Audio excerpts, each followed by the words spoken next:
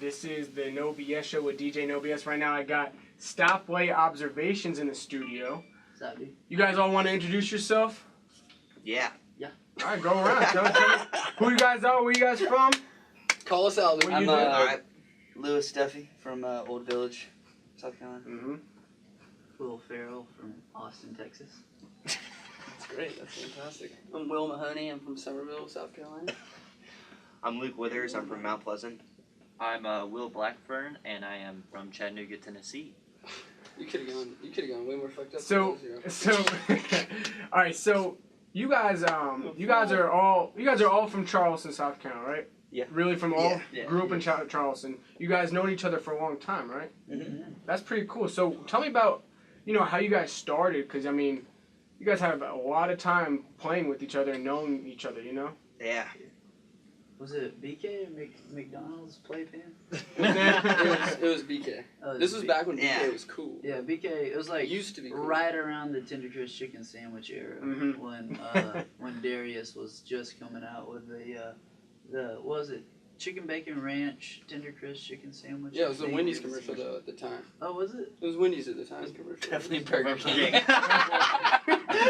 We don't know exactly, but Yeah. in the trial that we were trying to figure out whether it was Wendy's or Burger King, we were jumping in the playpen, and the multicolored ball playpens at BK. Mhm. And know. I dove down to the bottom thinking, trying to find money. Yeah. Because I figured, Yeah. at that time, chicken nuggets were 99 cents. There had I mean, to be you at can least get that at much. least 99 cents. But when I got down to the very bottom, there was one of those like the front of SpongeBob SquarePants' like door at his Yeah. house, like one of those steel things. It was like one of those, and I twisted it open, and underneath was a band room, and these guys are jamming. And Jamming away. what was our first song we covered? I think. Was it a Texas cover? for Friends. Was it Lucy in the Sky. Yeah, Lucy in the Sky Lucy in the with Sky. Diamonds. But it was not the Beatles version. It Make it was better. the what version was it? Marilyn Manson. Yeah, the Marilyn Manson version. Of course, that makes sense. So tell me how you guys being able to being around each other for so long has helped you guys with the chemistry in the band and helped you be comfortable with making music together, calling each other out. Because I know that's not like it's not a peaceful art. You know what I'm saying? It's you gotta be Right. real with each other. So tell me how that's helped your relationships.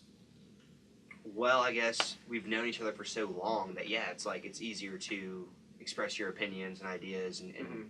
create music because we've written music for so long that it just comes natural. It's like we just get in there and like our chemistry is generally and it's usually well. Yeah. It's good. It's always spinning in a good direction. Mm-hmm. And I think that's very important. A good band, you have to be able to get along and collaborate. Collaboration is so key. Yeah. You have to have a similar taste and similar interest, just to write music together, and everybody has to be on the same page, just liking what you're doing.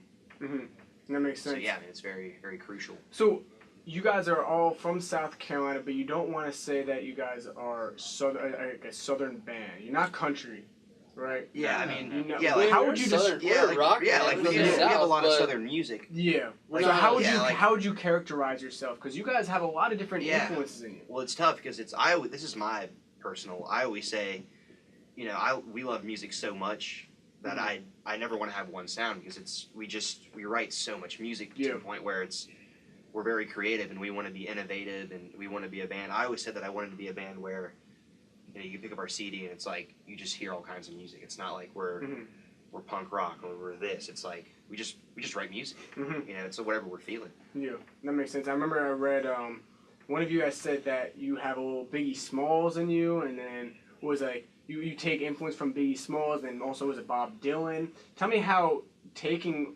influence, taking music from all these different genres kind of, helps you guys make your own sound, because you're taking from big names, but how does that blend, It's a hard question, I know. Beef might know a little more about the Biggie Smalls. Yeah, it's definitely swirls. Swirls? Okay, that makes sense. No, I can see that. No, okay. So you have this new album come out, right? It's called Toogadoo. Right. That was recorded live. Live, yeah. Recorded live. So tell me how that works, because that's not common. Yeah. Mahoney said, you know. Oh, He's yeah, had his- let me hear- yeah, he's had his yeah, first okay. experience. Yeah, you had your Oh, first yeah, yeah, experience. Now, hold on, you said you came into the band, what, 7 He months did, ago? Yeah, 7 months ago. Yeah, 7 months? Yeah, I'm the newest member. Newest member, okay. Yeah. But we have gotten to have some sort of recording process, and You can move the mic. in the recording process, first off you put on headphones and you plug in your instrument, and then you play music. And, yeah, Get it, baby. that's about it. Well, realistically, like recording live is just. I started off as a jazz musician where you have to like learn pieces of music and charts and have to write everything down, and you have a piece of paper in front of you, and you have to just play everything to the perfect like point. Yeah. And that kind of prepared me to record live, because it's like you have to memorize something almost on the spot, and it's just go go go. So whenever you're recording live, it's all about getting the vibe and being in the right moment. And playing with these guys, it's like super crucial to have a certain vibe in the room, let alone with just like communicating with each other. Yeah. So it like recording live, it has a whole other aspect of music that I think only some musicians could really understand, or artists in general. And you guys record. Tell me about where you recorded, because I think that's an interesting story, and how that kind of inspired, I guess, the music making process. Well, we recorded it near Edisto, which is a town, an island near Charleston, but it's like, I would say, 20 minutes away or so. But it's a like a Native American reservation. There's still Native Americans. Oh, sorry about that. Actually, let's see who that is. You're a scrub. Oh, hey, hold on. Who goes into an interview? Review. It doesn't sound Rebecca? We got a phone conversation. Phone call with the lady. comes in. Hey, I'm gonna talk about Toogadoo real quick, but I'll call you right back. So it's a Native American reservation where still, what did you say, like 150, 200 Native Americans are there currently on like this reservation. So it's mostly, it's a land of lots of Native Americans, magical mushroom fields, like right in front of us, and it's like a giant green teepee that my dad rents out near Edisto. And pretty much in teepees, there's not like a lot of infrastructure like inside of it. So as far as getting electricity and stuff, we had to ask neighbors, other Native American nearby to like churn these like kind of wheels to power the electricity current. Once we got the amount of voltage we needed to record, that's when we started live recording out at Toogadoo. Okay. And Toogadoo's close to where you guys are all from? Yeah, I'd say about an hour away. an hour away. So you recorded this in 11 days. Am I correct? Yeah. 11 days. That's a No fast guess. process. Yeah. Can you tell me about the process of how... Oh, Rebecca. Can you tell me about like how the recorded process, and how like 11 days, how fast you have to do that, and since it was live, how many times you guys have to go over that?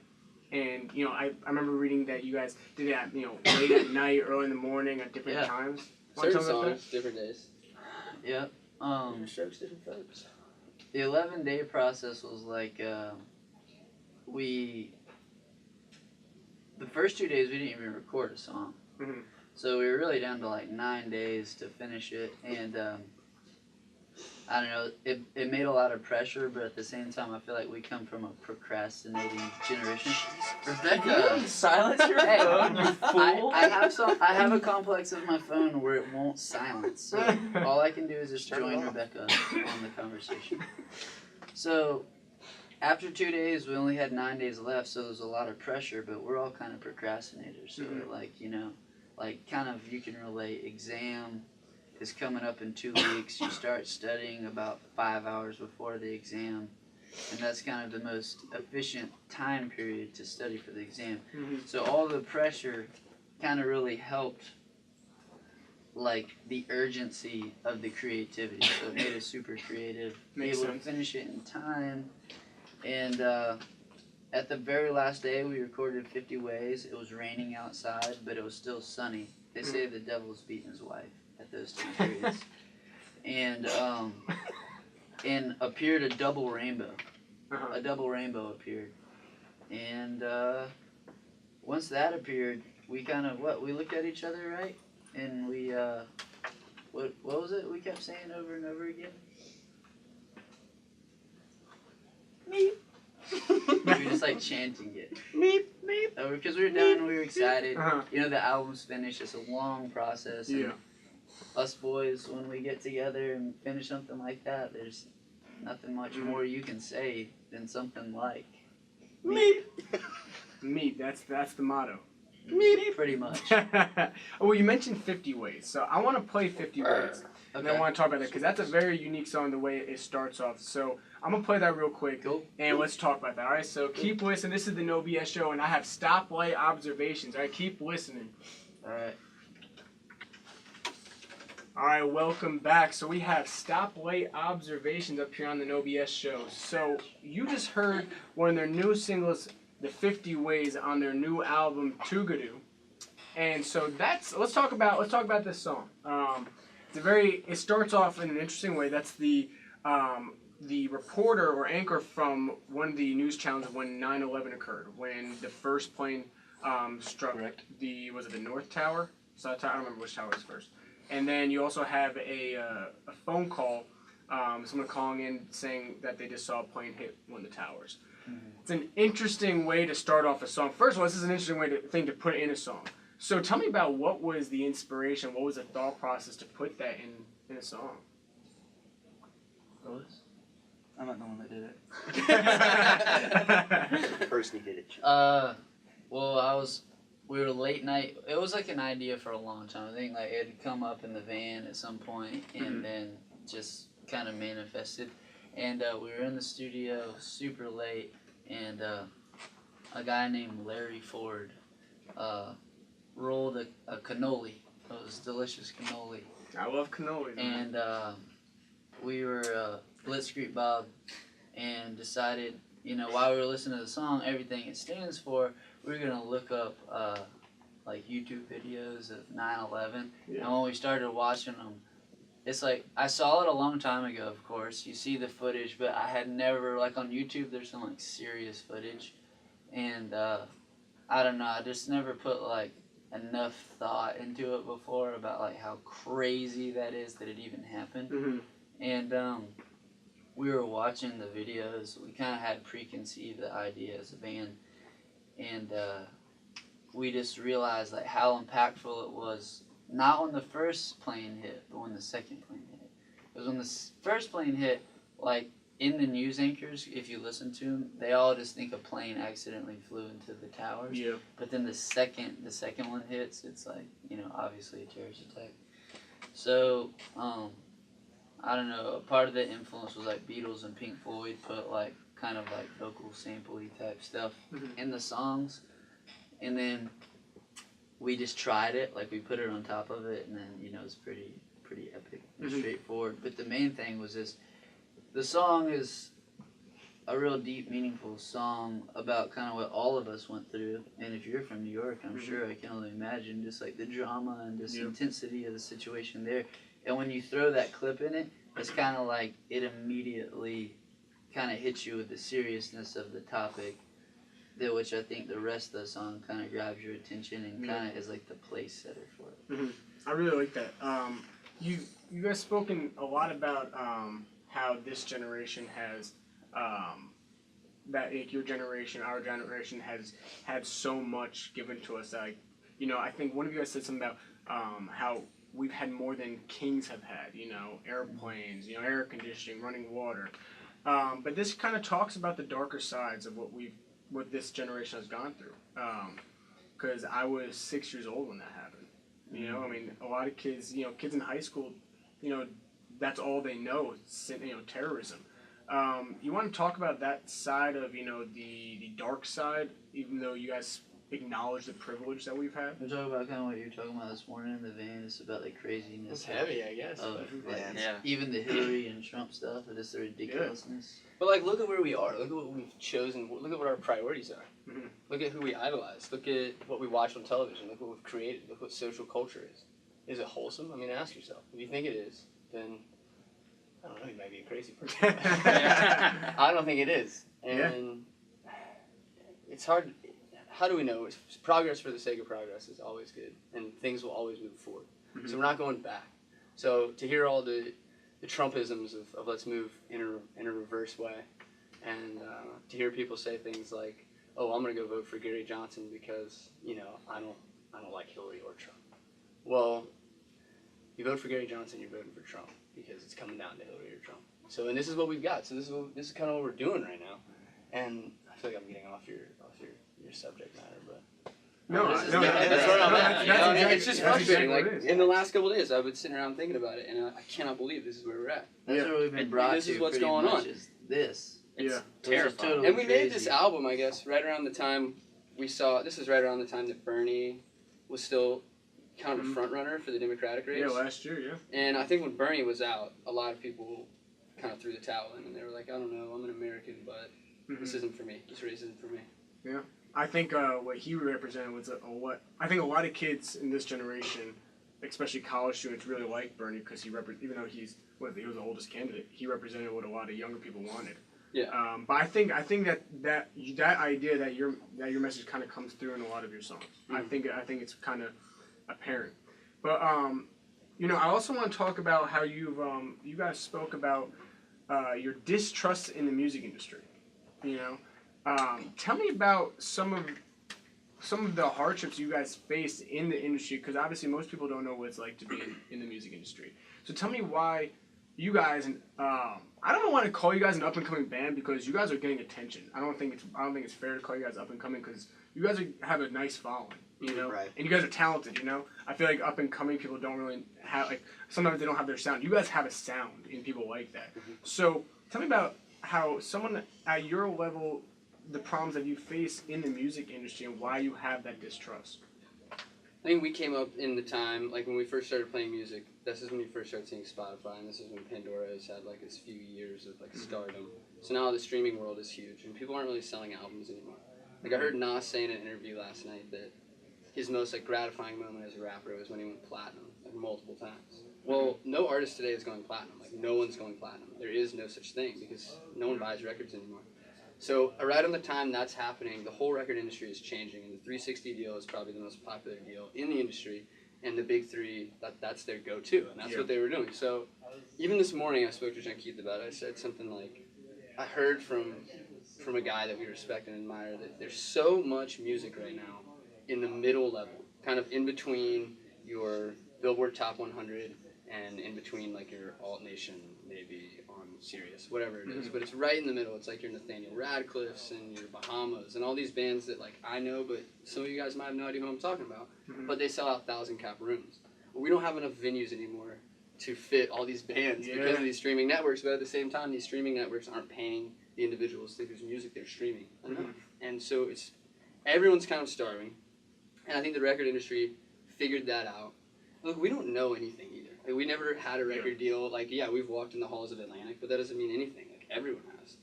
And I think sometimes you get the idea of, like, I deserve more. I feel like I deserve this deal. They should sign us. But I guess at the end of the day, if it's not meant to be, it's not meant to be. And I think we had a few moments as a band where we thought we were going to get some action. And we just didn't. And whether it was discouraging or in hindsight we looked at all the things that we did or said and played and we thought maybe I wasn't good enough. The truth is, like, we're just doing whatever we do, and if someone comes along and they like it, praise be, like, we're stoked. But it's the toughest time ever. It's just the market is so saturated. It's changed too. Like I saw, there's like this documentary on Netflix called "Who the Fuck is Arthur Fogel?" And he's the like CEO and owner of Live Nation, which is obviously such a huge company. And in the documentary, there's like the ex-manager, like the first manager of the Eagles. Mm-hmm. And pretty much what he says is now in the record industry, the record industry isn't bad. It's not like bad people. It's just, I think it's just like anything. You can't just go ahead and trust anybody with just your whole life's work. But the manager pretty much just says, managers, what they used to do is go and search for like incredible, raw, authentic, real talent. And then when they found them, they would invest in them musically, would invest in them like mentally. Because you got to be mentally and spiritually prepared to like go on the road and stuff. And then they would obviously invest in them in general and have this like longevity career that they wanted to focus on. So when you look at the Beatles and Led Zeppelin and Pink Floyd and all the 60s acts, they have long careers. Now you look at like who's trending and it disappears. Like every single year somebody disappears. So why is that happening? And it's because record labels wait until like you've done most of the legwork. Like they say they don't want to take you at the bottom of the mountain and take you to the top. They want you to be like right near the peak, like on your own, and then just want to take you that little bit extra. So it's not a lot of investment for them, and then they just turn you off because we have such a short like attention span, our generation, that like somebody like Milky Chance, huge, it's like totally huge. Now there's no Milky Chance. You know, like they don't even exist. Look at Foster the People. Like you're never gonna see a record from them again. That's probably. true. But they had probably the most popular record of 2013. Them and Alabama Shakes. And Alabama Shakes is still doing well. But they're raw. That's great music too. And I think it's like a toss up. You know. Hopefully you get lucky. Hopefully you get the right deal. Hopefully you keep cranking out good tunes. Hopefully the vibe is still right. Well, so do you guys think that, you know, platforms like SoundCloud or all these other digital platforms where you don't need a label to get your music heard, like YouTube, is that helping you because you don't need somebody to come take you and do everything for you? Like you don't need a manager to get you guys heard, or do you think that hurts you because you're giving away music for free? I would say both. I'll say this to say that, but without Spotify, how are we going to have access, or how are we going to have the ability to share our music with anyone who could ever want to listen to it? And also, how are we going to have the ability to be, like, put into some algorithm that's going to get us into a playlist with other bands that are of a much higher caliber than us, you know, more success at least. And there is support. How can we make the streaming network better for the artist? And since it's so densely populated, how do we distribute this wealth of money that's coming in? You know, Taylor Swift, I heard she did like $200 and some million on her touring last year. It's crazy. Yeah, she's... You know, and that's before she pays the that. expenses. But that's just unbelievable to me that... I get it. She's wicked talented. And the album she made back in like 2008 or 2009 was unbelievable. And she wrote most all of it herself with some help from people in Nashville. But is that where all the money should be? You know? And I think because it's kind of skewed in the same way that it's skewed with sports players. Like there's walk-ons that make $10 an hour that play on pro teams that never touch the football or never get on the field. And there's guys that get $100 million over 4 years. And yeah, you do have to work for it, but I do think a lot of it is luck. And music is a luck-oriented business. I agree with you. In a vicious way, but in a beautiful way too. Like we're so lucky to be sitting here talking to you right now. There's plenty of other bands that are just as good as us and have great music that may never get the opportunity to sit. I think talk and share how we feel. Like, you know, you have a good point. I think you brought up sports and music really isn't that different with the luck thing. You know, you have tons of talented people, but it's hard to get discovered. You know, you can see people get overlooked all the time. I know you guys got to get out of here, but I want to ask you one more question. You guys are working with Mark Bryan, an alumni of USC, of the radio station WSC, a guy who's had a lot of success in the music industry with Hootie and the Blowfish. Tell me what it's like working with him, especially, you know, since you guys are young. Tell me, has he offered any insights? Has he helped you guys grow? What's it like working with such a big name like that? Marky B. Well, Marky B is just a cool guy in general. So it's been a pleasure to work with him. And he didn't really know much on the management side because obviously he's an artist. So he's kind of in the same boat with us. He's been learning how to do this process the same way, but what he has given us is just insight of how to treat people and how to do it from the artist side and not kind of come at us from a manager. Although he is our manager, he's coming on our level, and that's helped a lot. And he's just overall such a good guy. Just loves all of us. So That's it's good. been great. Yeah, I mean, I can imagine working with somebody like that who's who is part of the industry on your side can help a lot. You know, so I want to thank you guys for coming out here. You guys are performing tonight in 5 points. What time you say? 8 o'clock.